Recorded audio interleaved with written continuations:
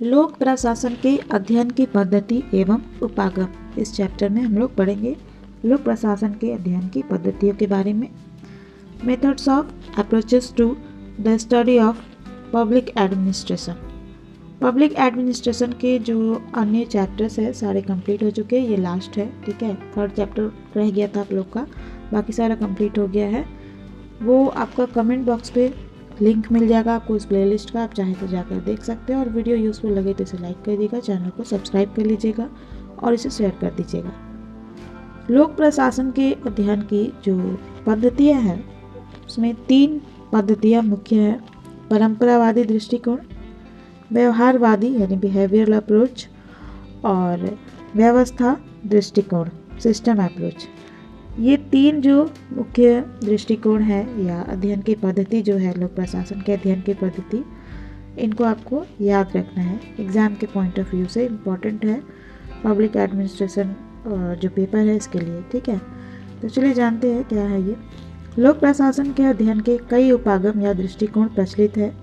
दृष्टिकोण या उपागम के अंतर्गत समस्याओं या प्रश्नों के चुनाव में प्रयुक्त कसौटी और अनुसंधान के लिए ली गई आधार सामग्री आती है, ठीक है। दृष्टिकोण या फिर उपागम जो होता है इसके अंतर्गत क्या होता है, इसके अंतर्गत समस्याओं, प्रॉब्लम्स और क्वेश्चंस के चुनाव में आने वाली चुनौती, कसौटी जो भी कहिए, और अनुसंधान यानी रिसर्च के लिए ली गई आधार सामग्री आती है, ठीक है।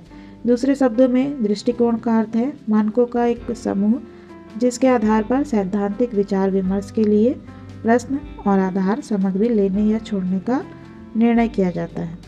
किसी भी घटना के अध्ययन के लिए अनेक दृष्टिकोण हो सकते हैं, ठीक है। कोई भी घटना हो, किसी भी प्रकार का घटना हो, उसकी स्टडी के लिए अनेक प्रकार के दृष्टिकोण, उपागम, मेथड्स हो सकते हैं, ठीक है। किसी दृष्टिकोण की सर्वग्राहिता सब तथ्यों को अपने ही परिप्रेक्ष्य में देखती है और जिस घटना के बारे में विचार करती है उस घटना की व्याख्या भी उसी दृष्टिकोण से करती है। लोक प्रशासन के बारे में दृष्टिकोणों की भिन्नता पाई जाती है, ठीक है। लोक प्रशासन का जो अध्ययन है उसकी दृष्टिकोणों में भिन्नता पाया जाता है, डिफरेंस पाया जाता है। उसके अध्ययन के कुछ प्रमुख दृष्टिकोण जो है इस प्रकार है। पहला है परंपरावादी या संगठनात्मक दृष्टिकोण, ठीक है। या परंपरावादी दृष्टिकोण कहिए या संगठनात्मक दृष्टिकोण, दोनों का सेम मीनिंग होगा, ठीक है। ट्रेडिशनल और स्ट्रक्चरल अप्रोच। दूसरा है व्यवहारवादी दृष्टिकोण, बिहेवियरल अप्रोच। तीसरा है व्यवस्था दृष्टिकोण, सिस्टम अप्रोच। परंपरावादी या संगठनात्मक दृष्टिकोण जो है, ट्रेडिशनल और स्ट्रक्चरल अप्रोच, परंपरावादी दृष्टिकोण को संगठनात्मक, वैधानिक, औपचारिक, ऐतिहासिक, विशुद्ध, विचारात्मक तथा वर्णनात्मक दृष्टिकोण, structural, legal, formal, historical, normative, descriptive and perspective approach कहा जाता है। इस दृष्टिकोण यानी परंपरावादी दृष्टिकोण जो है इसके प्रमुख समर्थक व्हाइट, विलोबी और एंडरसन है। परंपरावादियों की दृष्टि यह मानकर चलती है कि लोक प्रशासन की मूल समस्याएं संगठन के कानूनी ढांचे से जन्म लेती है जो संगठन के अंतर संबंधों को औपचारिकता से प्रस्तुत करती है।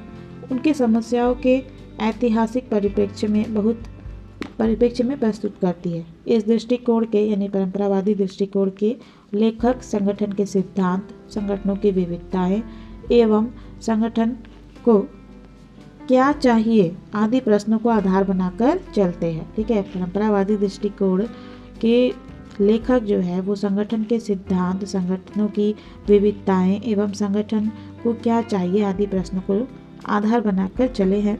इस विचारधारा के लेखकों ने प्रत्यायोजन, पर्यवेक्षण, नियंत्रण का क्षेत्र, नौकरशाही आदि के सिद्धांतों को इस तरह देखा है जैसे ये संरचना या ढांचे की प्रश्न हो। गुलिक, उर्विक, फ्योल, मूने आदि लेखकों ने अपने संगठनों के ग्राफ व मानचित्र प्रस्तुत किए हैं, परंतु इस दृष्टिकोण की पर्याप्त आलोचना भी हुई है। प्रथम, यह लोक प्रशासन के क्षेत्र को इतना संकीर्ण बनाता है कि उसे पृथक से अध्ययन यानी अलग से अध्ययन शास्त्र कहना कठिन होगा। दूसरा, वर्णन पर केंद्रित ये अध्ययन यानी परंपरावादी अध्ययन इतने सतही लगते हैं कि इनमें विवेचना और विश्लेषण का अभाव खटकता है। ठीक है, इसकी कमी खटकती है। परंपरावादी या संगठनात्मक दृष्टिकोण के अनुसार लोक प्रशासन के अध्ययन के लिए जो पद्धतियाँ अपनाई जाती है इनमें ये प्रमुख है। ठीक है, परंपरावादी या संगठनात्मक दृष्टिकोण के अनुसार लोक प्रशासन के अध्ययन के लिए कौन कौन सी पद्धति अपनाई जाती है? ऐतिहासिक पद्धति, कानूनी पद्धति, विषय वस्तु पद्धति और वैज्ञानिक प्रबंध। और जीव वृत्तात्मक पद्धति, बायोग्राफिकल मेथड, राजनीतिक पद्धति, पॉलिटिकल मेथड। ऐतिहासिक पद्धति, परंपरावादी दृष्टिकोण के अनुसार ऐतिहासिक पद्धति का प्रयोग किस प्रकार किया जाता है, चलिए जानते हैं। ऐतिहासिक पद्धति समाजशास्त्र के अध्ययन की एक बड़ी ही परंपरागत विधि है। इसमें अध्ययन के क्षेत्र विशेष की संस्थाओं के ऐतिहासिक विकास का अध्ययन किया जाता है। पुलक के अनुसार ऐतिहासिक प्रणाली संस्थाएं क्या है और क्या रूप ले रही है जैसे प्रश्नों की व्याख्या इस दृष्टि से करती है कि वे क्या थी और जैसे भी वे बन गई कैसे बनी। वस्तुतः इस प्रणाली से हमें न केवल भूतकाल की ही व्याख्या प्राप्त होती है अपितु हमें भविष्य के विवेचन के लिए भी कुछ बुनियादी सिद्धांत प्राप्त हो जाते हैं। ठीक है, ऐतिहासिक पद्धति जो है इससे भूतकाल की जानकारी तो मिलती ही साथ भविष्य के डिस्कशन के लिए भी कुछ बुनियादी सिद्धांत जो होते हैं थ्योरीज वो भी हमें मिल जाते हैं। ऐतिहासिक पद्धति का यह लाभ है कि मनुष्य पिछले अनुभव से लाभ उठा सकता है। ठीक है, जो पहले बीत चुका है वो एक्सपीरियंस से फ़ायदा उठा सकता है। यदि हमें यह मालूम है कि भारत में सचिवालय का विकास किस प्रकार हुआ, प्रशासन में सचिवालय का विभिन्न कालों में क्या योगदान रहा, तो हम वर्तमान काल में सचिवालय के योगदान को ज़्यादा अच्छी तरह समझ सकते हैं। ऑक्सफोर्ड ने दृढ़ विश्वास प्रकट किया है कि शैक्षिक स्तर पर राजनीतिक व प्रशासनिक अध्ययन को ऐतिहासिक होना चाहिए। ऐतिहासिक अध्ययन के बिना राजनीतिक व प्रशासनिक शिक्षा अधूरी रह जाएगी। कानूनी पद्धति, लीगल मेथड, लोक प्रशासन के अध्ययन के संबंध में कानूनी पद्धति का प्रयोग जर्मनी, बेल्जियम, फ्रांस आदि देशों में हुआ है। वुड्रो विल्सन के अनुसार लोक प्रशासन विधि का ही क्रमबद्ध अध्ययन है। इन देशों में कानून के दो भाग है, संवैधानिक कानून तथा प्रशासनिक कानून। संवैधानिक कानून का ध्येय मौलिक रूप से सरकार के तीनों अंगों का अलग अलग रूप में वर्णन करना, उनके संबंधों की व्यापक व्याख्या करना है। इसके उलट प्रशासनिक कानून में राज्य, जिले, स्थानीय शासन की संस्थाओं, सार्वजनिक निगमों, सत्ता तथा दायित्वों आदि का वर्णन किया जाता है। अमेरिका तथा इंग्लैंड में भी इसी पद्धति का प्रयोग बढ़ रहा है, कानूनी पद्धति का। ठीक है, तथा इससे प्रेरित होकर वहाँ प्रशासनिक कानून तथा प्रशासकीय न्याय का अध्ययन आरंभ किया गया है। संयुक्त राज्य अमेरिका में नियामक अभिकरणों और उनकी प्रक्रियाओं के संबंध में बहुत कुछ कानूनी दृष्टिकोण ही अपनाया गया है। लोक प्रशासन को देश काल के कानूनी ढांचे में काम करना होता है, इसलिए उस ढांचे पर प्रकाश डालने के लिए कानूनी दृष्टिकोण उपयोगी सिद्ध होता है। फिर भी इस दृष्टिकोण का सबसे बड़ा दोष यानी कानूनी दृष्टिकोण का सबसे बड़ा दोष यह है कि इसमें सामाजिक, मनोवैज्ञानिक और वैज्ञानिक दृष्टियों की उपेक्षा कर दी गई है। विषय वस्तु पद्धति, सब्जेक्ट मैटर मेथड। परंपरावादी दृष्टिकोण के अनुसार लोक प्रशासन के अध्ययन के लिए विषय वस्तु पद्धति का प्रयोग किया जाता है। और सब्जेक्ट मैटर मेथड, यह पद्धति सब्जेक्ट मैटर मेथड जो है यह पद्धति लोक प्रशासन की किन्हीं सामान्य तकनीकों का अध्ययन करने के बजाय उसकी विशेष सेवाओं अथवा उसके कार्यक्रमों के व्यक्तिशः अध्ययन पर बल देती है। उदाहरण के लिए शिक्षा, प्रतिरक्षा, पुलिस, राजस्व का निर्धारण एवं संग्रह आदि विशिष्ट विभाग, स्पेशल डिपार्टमेंट अलग अलग रूप से अध्ययन की विषय वस्तु बनते हैं।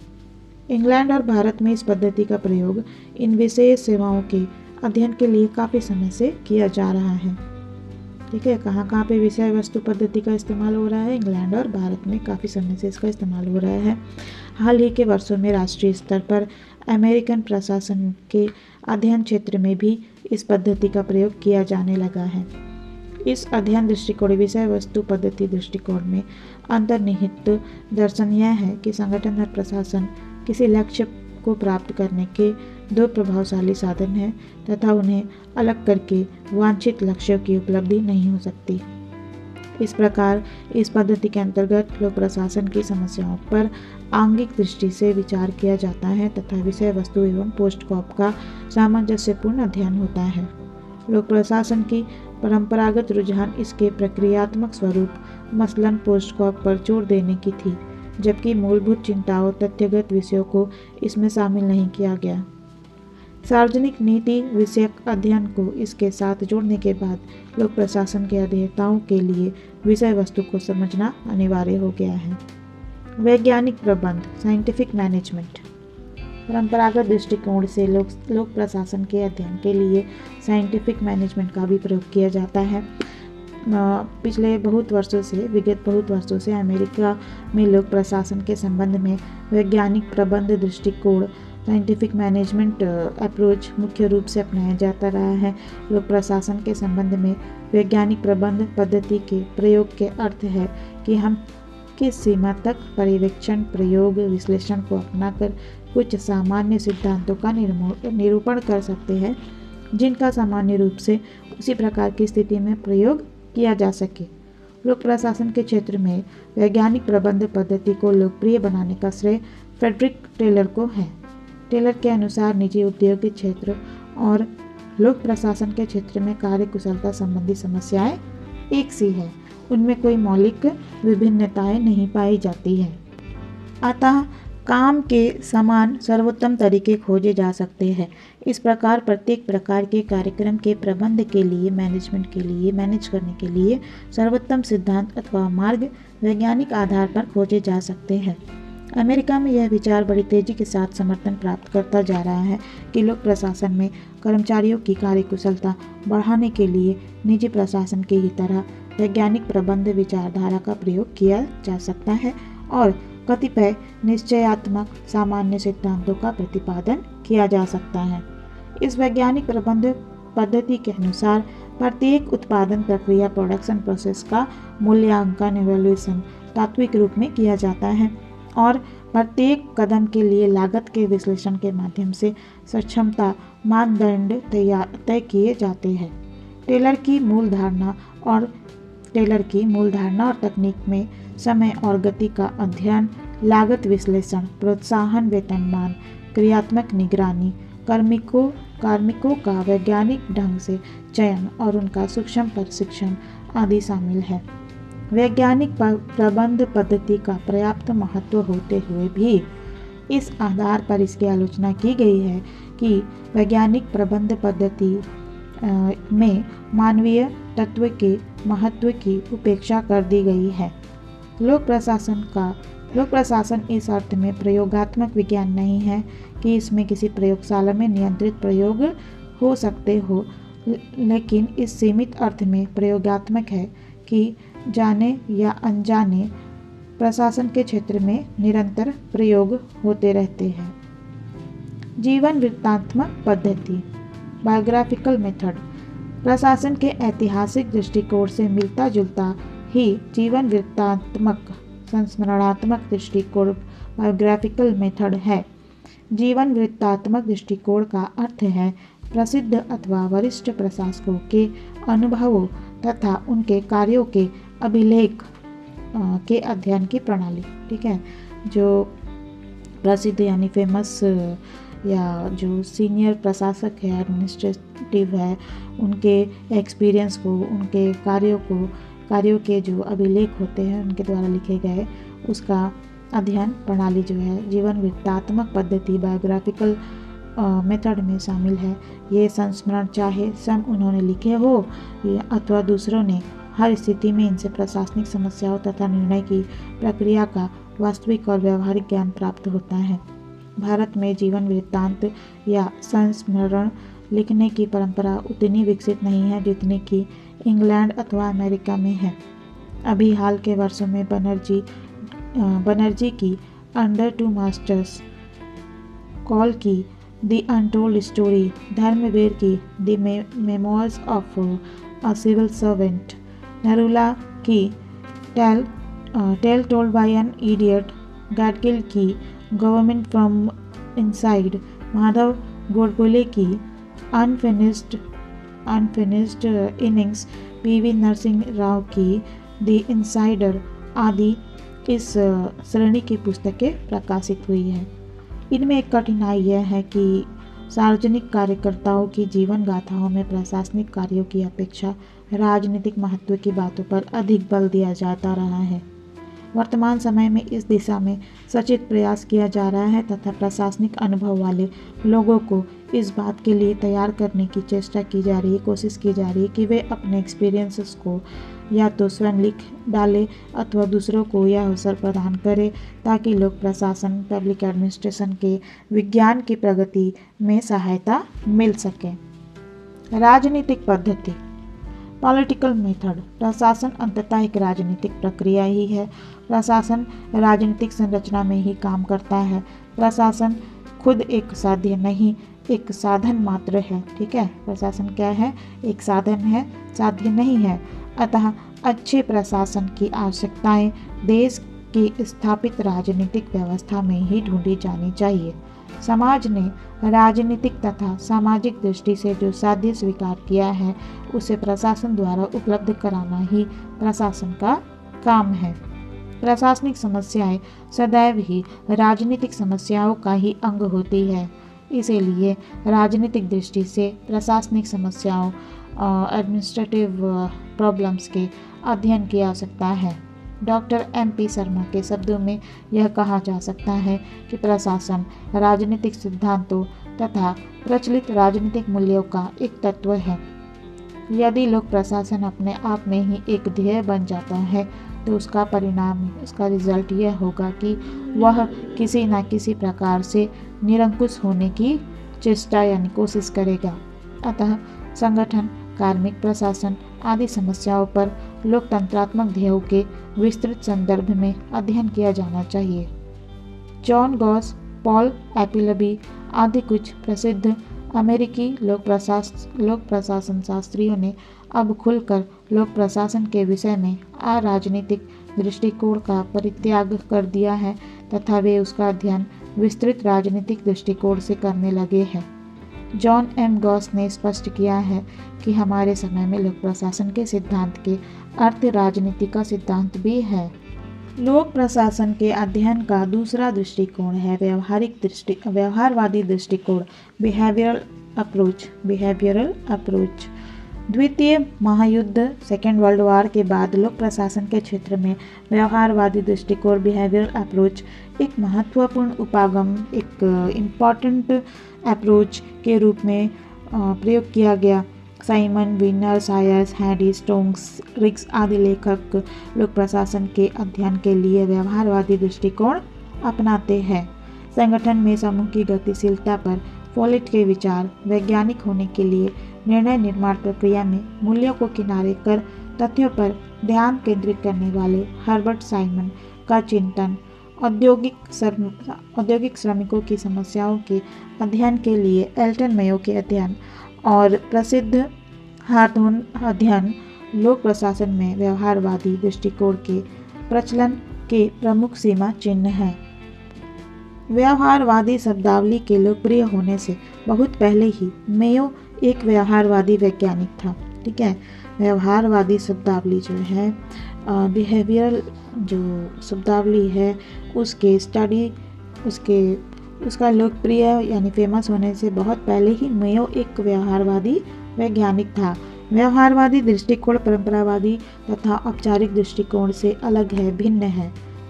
यद्यपि व्यवहारवादी दृष्टिकोण परंपरावादी दृष्टिकोण का स्थान नहीं लेता, लेकिन यह तो उनका पूरक है जिसका आग्रह है कि लोक प्रशासन के अध्ययन में विशेष बल इस बात पर दिया जाना चाहिए कि प्रशासनिक संगठन में मानवीय व्यवहार का स्वरूप कैसा होता है।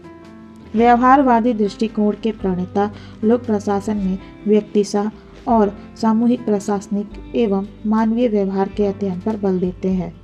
स्मिथ वर्ग के मतानुसार लोक प्रशासन का व्यवहारवादी दृष्टिकोण अधोलिखित 4 विशेषताओं से युक्त है। ठीक है, स्मिथबर्ग क्या कहते हैं, लोक प्रशासन का व्यवहारवादी दृष्टिकोण में 4 विशेषताएं हैं। पहला, व्यक्ति तथा प्रशासनिक ढांचे में उसके व्यवहारों व संबंधों पर जोर देना। दूसरा, प्रशासनिक संगठन का अध्ययन एक सामाजिक प्रणाली के रूप में किया जाना। पूर्व में संगठन के औपचारिक संबंधों के अध्ययन पर बल दिया जाता था, जबकि अब अनौपचारिक संबंधों पर भी जोर दिया जाने लगा है। तीसरा, संप्रभुता सिद्धांत के स्थान पर औचित्यता लेजिटिमेसी के सिद्धांत पर बल दिया जाना। चौथा, संचार के साधनों में औपचारिकता के स्थान पर अनौपचारिक साधनों का अध्ययन। व्यवहारवादी उपागम जो है, व्यवहारवादी दृष्टिकोण लोक प्रशासन के अध्ययन के लिए प्रयुक्त परंपरागत उपागमों जैसे कि ऐतिहासिक एवं संरचनात्मक के विरुद्ध एक प्रतिक्रिया है। ठीक है, ये किसके खिलाफ एक रिएक्शन है। यह अध्ययन जो है व्यवहारवादी दृष्टिकोण यह लोक प्रशासन के अध्ययन के लिए परंपरागत उपागम जैसे कि ऐतिहासिक एवं संरचनात्मक के विरुद्ध एक प्रतिक्रिया है। व्यवहारवादी दृष्टिकोण जो है एक ऐसा उपागम है जिसका उद्देश्य लोक प्रशासन को आधुनिक मनोवैज्ञानिक, समाजशास्त्र एवं अर्थशास्त्र में विकसित सिद्धांतों, पद्धतियों, खोजों और दृष्टिकोणों के निकट संपर्क में लाना है। यह यानी व्यवहारवादी दृष्टिकोण एक ऐसा प्रयत्न है, कोशिश है जो प्रशासन के अनुभविक तत्वों को अधिक वैज्ञानिकता प्रदान करता है। व्यवहारवादी दृष्टिकोण का उद्देश्य प्रशासन संबंधी सभी घटनाओं एवं निर्णय प्रक्रिया को एक ऐसे व्यवहार के रूप में प्रस्तुत करना है कि जिसका प्रेक्षण कर लिया गया हो अथवा जिसका प्रेक्षण किया जा सकता हो। व्यवहारवादी उपागम से अभिप्राय है कि अनुसंधान व्यवस्थित हो तथा अनुभविक पद्धतियों का प्रयोग किया जाए। व्यवहारवादी शोध प्रशासनिक संगठन में वास्तविक व्यक्ति पर अपना समस्त ध्यान केंद्रित करती है। व्यवहारवादी दृष्टिकोण की प्रमुख मान्यताएं इस प्रकार है। अध्ययन की इकाई यूनिट ऑफ स्टडी जो है बहुत बड़ी, मैक्रो ना होकर लघु यानी माइक्रो होनी चाहिए। ठीक है, व्यवहारवादी दृष्टिकोण की मान्यताएं क्या क्या है। व्यवहारवादी दृष्टिकोण की मान्यता है कि अध्ययन की इकाई यूनिट ऑफ स्टडी बहुत बड़ी नहीं बल्कि लघु होनी चाहिए। संगठन में व्यक्ति एवं व्यक्ति समूह के व्यवहार का अध्ययन उपयुक्त है। अध्ययन एवं शोध सिद्धांत निर्माण से प्रेरित होने चाहिए। अंतर्विषयक अध्ययन इंटरडिसिप्लिनरी स्टडी किए जाने चाहिए। मूल्य तथा तथ्यों को पृथक यानी अलग रखा जाना चाहिए और अनुभवात्मक अध्ययन किए जाने चाहिए। तालिकाएं, ग्राफ, गणितीय मॉडल, अनुमान प्रविधि का अधिकाधिक प्रयोग किया जाना चाहिए। व्यवहारवादियों का दावा है कि विभिन्न प्रकार के संगठनों में मानवीय व्यवहार और आचरण का निष्पक्ष परीक्षण तथा अध्ययन संभव है। व्यवहारवादियों का यह भी तर्क है कि प्रशासनिक संगठनों की व्यवहारिक गतिविधियों को सावधानीपूर्वक अध्ययन करके प्रशासनिक संगठन के बारे में निश्चित रूप से कुछ सामान्य निष्कर्ष निकाले जा सकते हैं। ठीक है, व्यवहारवादी क्या तर्क है।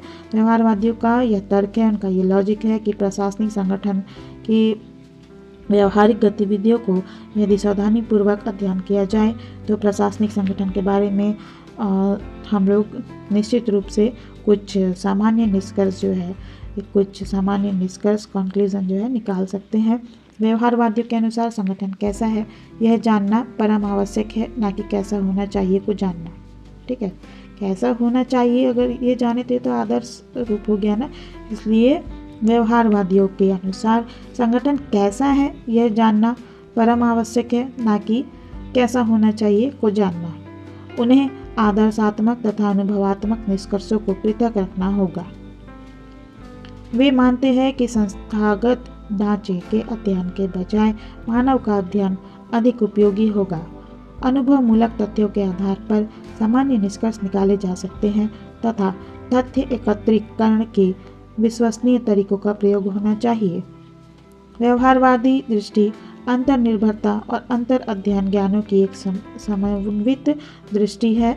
यह लोक प्रशासन को अंतर्विषयक इंटरडिसिप्लिनरी अध्ययन मानती है। ठीक है, व्यवहारवादी दृष्टिकोण जो है बिहेवियरल अप्रोच या लोक प्रशासन को, पब्लिक एडमिनिस्ट्रेशन को अंतर्विषयक इंटरडिसिप्लिनरी अध्ययन मानती है। मानवीय व्यवहार से संबंधित किसी भी प्रश्न पर विचार करने पर प्रत्येक शास्त्र को अपना ध्यान अंतरशास्त्रीय अध्ययन पर केंद्रित करना पड़ता है, क्योंकि मानवीय व्यवहार ना तो आर्थिक है, न केवल राजनीतिक और ना ही सांस्कृतिक, वरन बल्कि वो इन सभी का संयोग है।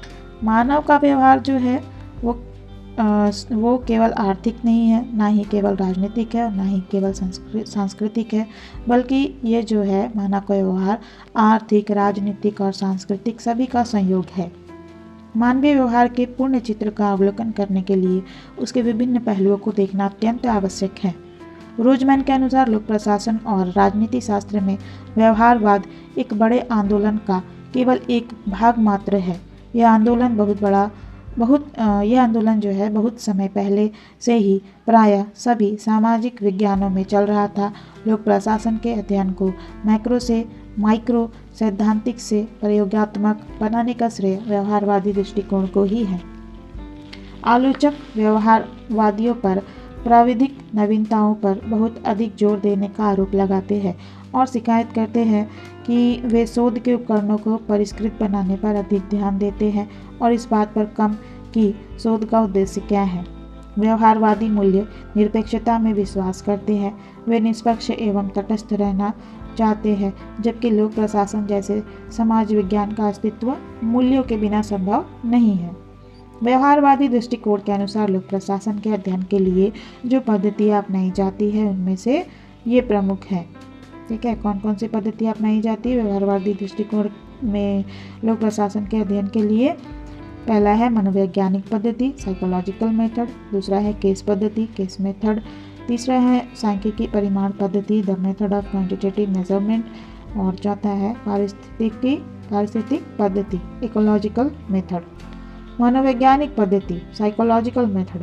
प्रशासन के क्षेत्र में मनोवैज्ञानिक पद्धति का प्रयोग मिस पॉल ने शुरू किया तथा उन्होंने बताया कि व्यक्ति और समूह की इच्छाएं, उनके पूर्वाग्रह तथा नैतिक मूल्य प्रशासन के भीतर किस प्रकार उनके व्यवहार को प्रभावित करते हैं। इस पद्धति में अंतर्निहित तथ्य यह है कि प्रशासन मानव व्यवहार से संबंधित है, अतः मनोविज्ञान द्वारा उसे अधिक अच्छी तरह समझा जा सकता है। मनोविज्ञान मानवीय आचरण का विज्ञान है और लोक प्रशासन का संबंध भी आचरण से है, अतः मनोवैज्ञानिक दृष्टि से प्रशासन आवश्यक रूप से मानव समूह की समस्या है। औद्योगिक प्रशासन के क्षेत्र में तो मनोवैज्ञानिक पद्धति बहुत ही उपयोगी सिद्ध हुई है। इसके परिणाम स्वरूप मनोविज्ञान की एक नई शाखा विकसित हो गई है, जिसे औद्योगिक मनोविज्ञान कहा जाता है। मनोविज्ञान की सहायता से लोक प्रशासन संबंधी बहुत सी समस्याओं का हम समाधान कर सकते हैं। साधारणतः किस परिस्थिति में व्यक्तियों से किस प्रकार के व्यवहार की आशा की जा सकती है, मनोविज्ञान से इसका समाधान खोजा जा सकता है। प्रशासन के मनोवैज्ञानिक अध्ययन से यह बात स्पष्ट हो जाती है कि व्यक्तियों और समूहों की मनोवैज्ञानिक प्रतिक्रियाओं के कारण प्रशासन के भीतर अनौपचारिक संबंध व संगठन प्रकट हो जाते हैं। केस पद्धति, व्यवहारवादी दृष्टिकोण के अंतर्गत जो है केस पद्धति का भी इस्तेमाल किया जाता है।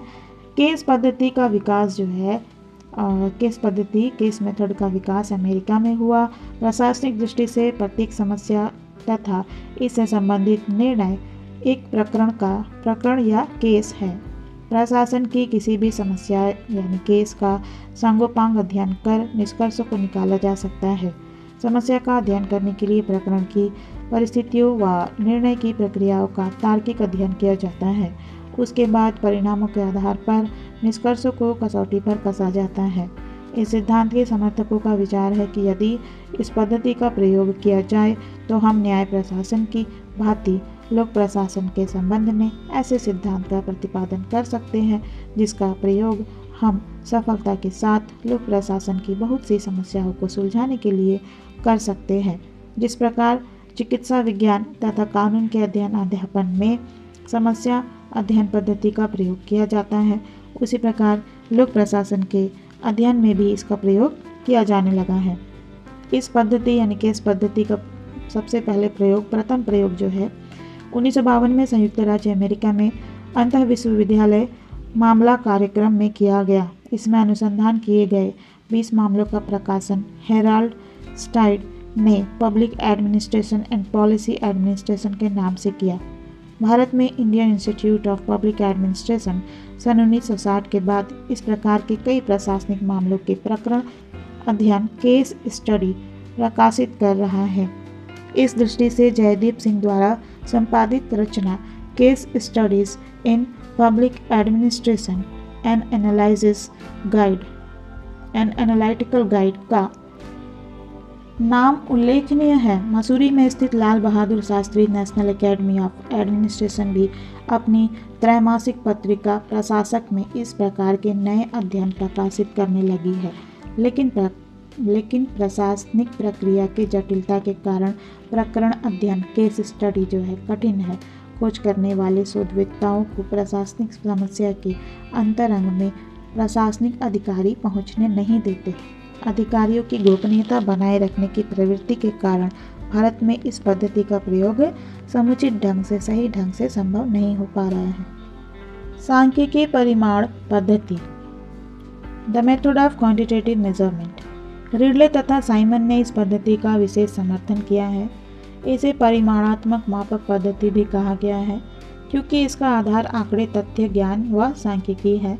यह भौतिक या प्राकृतिक विज्ञानों के अध्ययन की एक प्रमुख विधि है।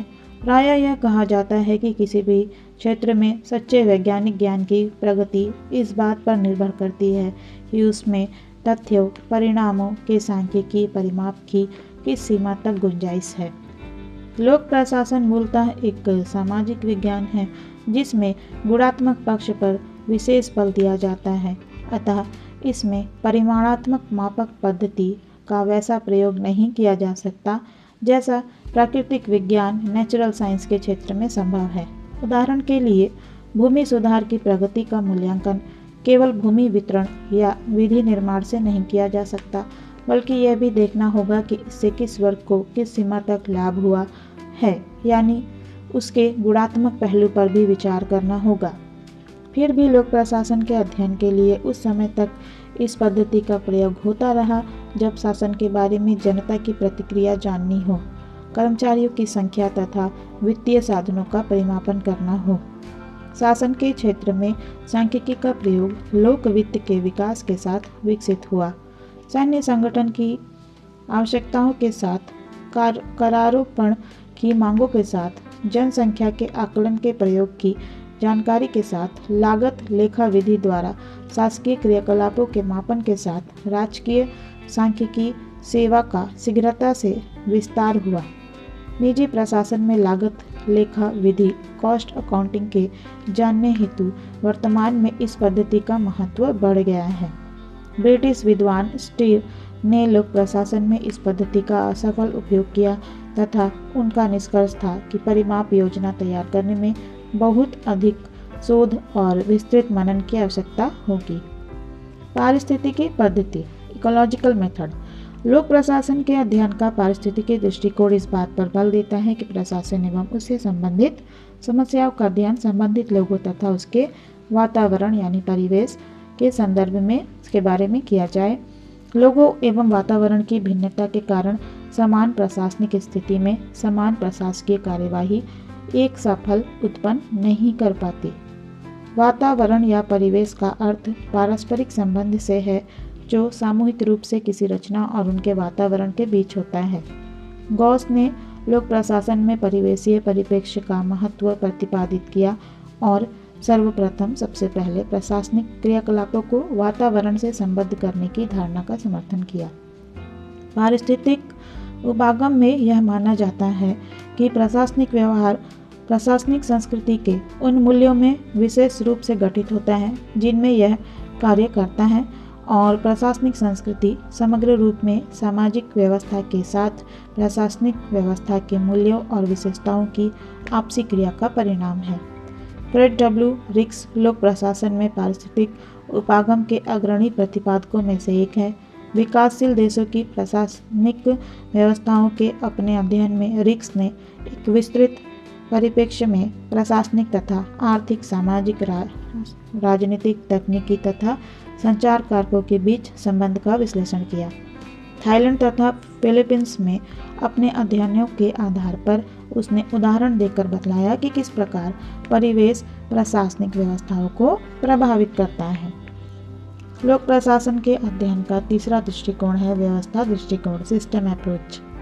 परंपरावादी तथा व्यवहारवादी दृष्टिकोणों से अलग व्यवस्था दृष्टिकोण या उपागम एक ऐसा विचार है जो व्यवस्था यानी सिस्टम को केंद्रीय तत्व मानकर उसी के इर्द गिर्द अपने अध्ययन का दायरा बनाना चाहता है। ठीक है, व्यवस्था दृष्टिकोण जो है वो व्यवस्था को केंद्रीय तत्व मानकर उसी के इर्द गिर्द अपना अध्ययन करता है। यह प्रशासनिक संगठन को विभिन्न अंगों की व्यवस्था के रूप में देखता है, जिनमें प्रत्येक अंग संगठन के संचालन में योगदान करता है और प्रत्येक अंग अपनी आवश्यकताओं के लिए अन्य अंगों पर निर्भर रहता है।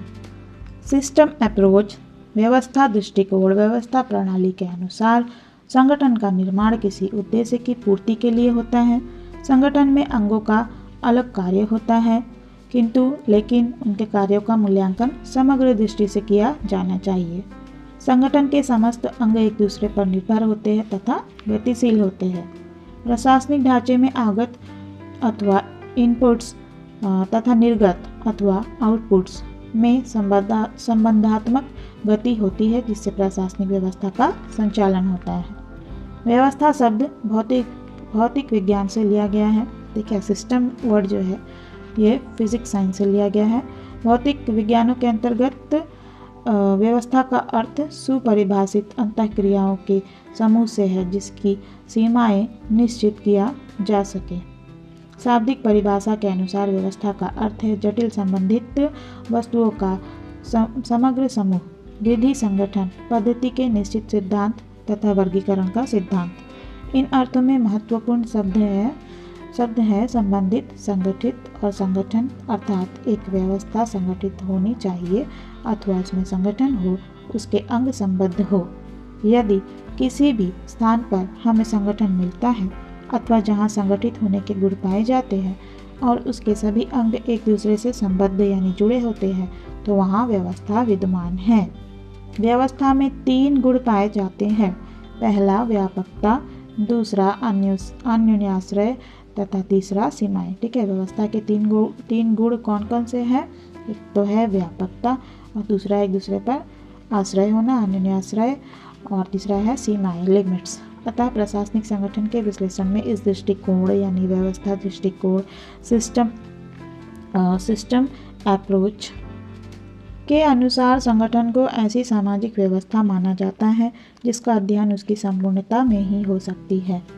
दूसरे शब्दों में व्यवस्था अंतर संबद्ध भागों का संग्रह है जो आगतों यानी इनपुट्स को ग्रहण करता है, उन पर संगठित या योजनाबद्ध तरीके से कार्य करता है और फिर आउटपुट प्रस्तुत करता है। ठीक है, निर्गत प्रस्तुत करता है।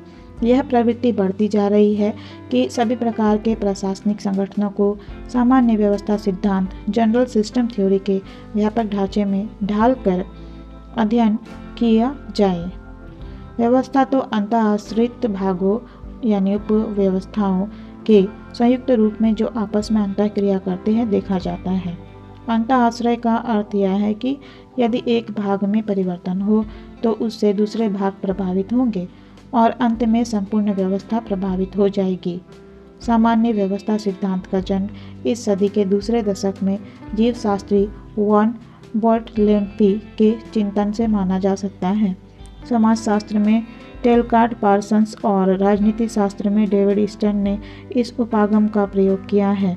लोक प्रशासन में व्यवस्था विश्लेषण के क्षेत्र में सबसे बड़ा योगदान हर्बर्ट साइमन तथा चेस्टर बर्नार्ड ने किया है। चेस्टर बर्नार्ड ने प्रशासनिक संगठन को एक व्यवस्था सिस्टम के रूप में देखा जो कि मानवीय क्रियाओं से मिलकर बनती है तथा सदस्यों के प्रयास जो कि समन्वित होते हैं इन क्रियाओं को एक व्यवस्था में बदल देते हैं। इस प्रकार प्रशासनिक संगठन सहकारी प्रयासों की एक व्यवस्था है। उन्होंने प्रत्येक संगठन को एक बड़ी सहकारी व्यवस्था कोऑपरेटिव सिस्टम, जिसे समाज भी कहा जा सकता है, का एक हिस्सा माना था।